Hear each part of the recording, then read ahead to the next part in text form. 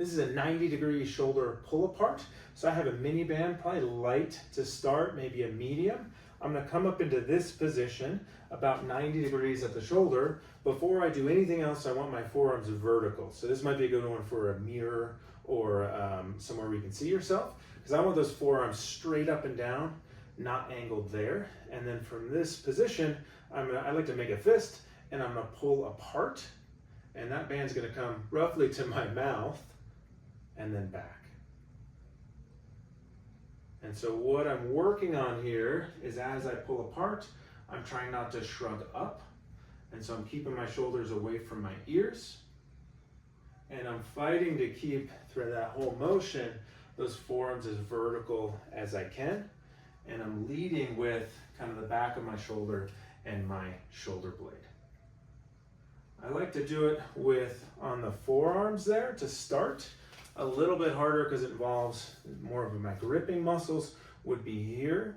And that is quite actually a bit harder because now I have to stabilize through the whole arm, and I have way more of a tendency to want to flare my elbow. So it should feel a lot of work, kind of side, back of the arm, back of the shoulder blades. So a couple places people go wrong with this. One, I kind of mentioned it, is they'll come out and they'll flare their elbows.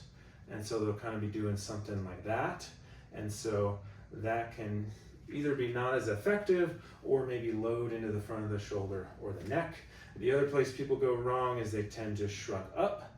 And so again, we're trying to go back, not up.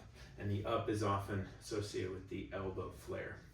You can play around with the exact height that's good for you. So I was here about eye level or kind of mouth level. You can start a little bit lower. Sometimes that's a little easier to start with.